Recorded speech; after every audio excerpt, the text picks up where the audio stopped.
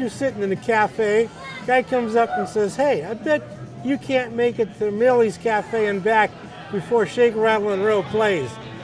You flip 10 bucks on the table, and if you're back before that song plays, you pick up your 10 bucks. That's cafe bikes, and that's cafe racing.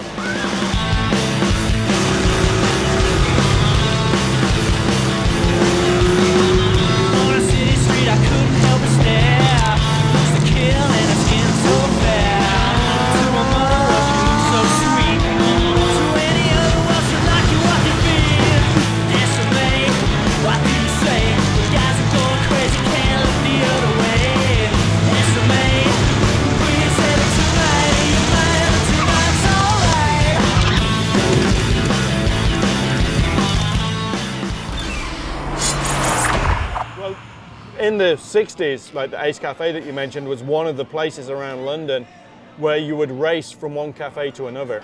The bikes then became cafe races.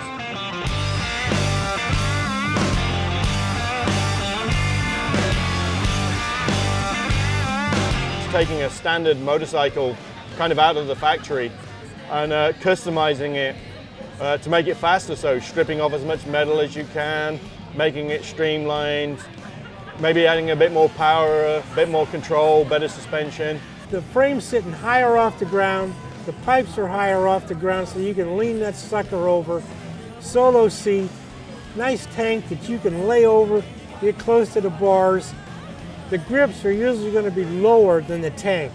You just want that bike to be part of you. That's a cafe bike. You see a winding road come up, the first thing you're going to see everybody do is kind of start dropping forward. The next thing you know, them bikes are going to be at a 45-degree angle, just cutting canyons. Just get on the back of my bike and forget your car. Ton up's a bike that does 100 miles an hour. And if your cafe bike won't do a ton up, you might as well stay home.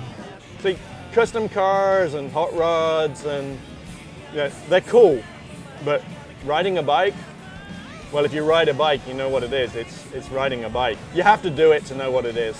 It's a thing of beauty.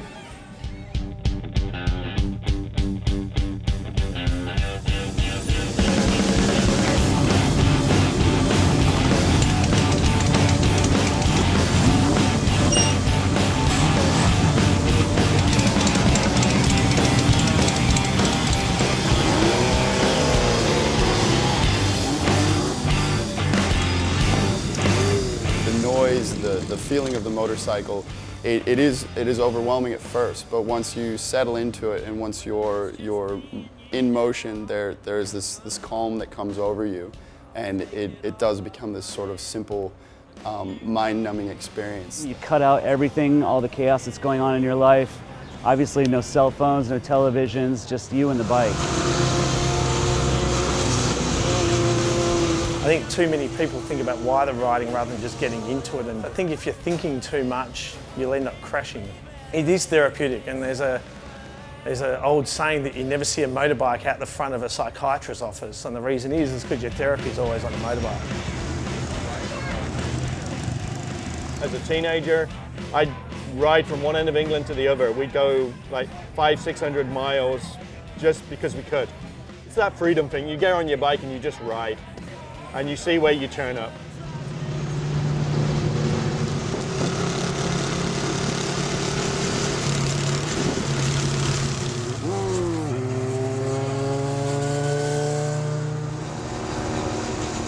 In my eyes, a cafe race is a bike that's got racing performance that you can still ride on the street. You know, where they were all inspired and started from was in England when they were racing around the cafes, and everyone was having a fun time, drinking, taking drugs, all having a party, getting on their motorbikes and trying not to crash them.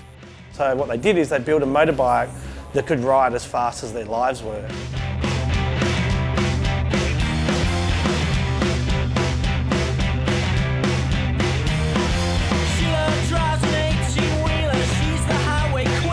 Everybody's bike suits their personality.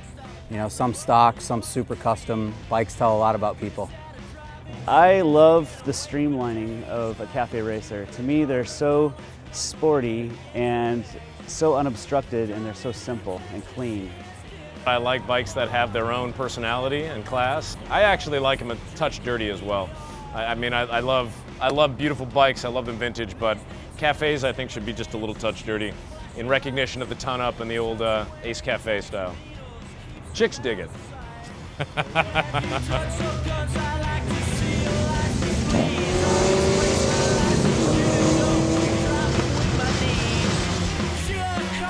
Everybody in the club usually has a new and an old, and we'll take some of the newer bikes on longer runs. But you know, we get there and we just get off and we're like, God, I wish I had the vintage. You know, it's more exciting. I don't know. It's something old. I like the vintage because, to me, they have a soul, and there's definitely some sort of bond between rider and bike. These bikes are as old as we are, if not older, and they have a history before us, and that's kind of cool to think about. It's kind of an appreciation of the old skills that people used to have. So if you look at people like Barris, George Barris and his brother who did customization in the 40s and 50s, these were guys who worked with their hands and built works of art out of metal. It was a different culture back then, if you like, a different almost attitude towards life. And we think that the whole culture and civilization is actually trending back to that. I know that's a really big thing to say, but you know, we're going further away from this overproduced, over-complex systems back to more basic things. Strip it back as much as possible to just the simplest form of the motorcycle. We want it to get back to the roots of it. It's about a machine we can see actually work and develop and play with, and being absolutely pure in that simplicity. It's amazing that today in a complicated world you can still have simple, good fun on a motorcycle. She drives me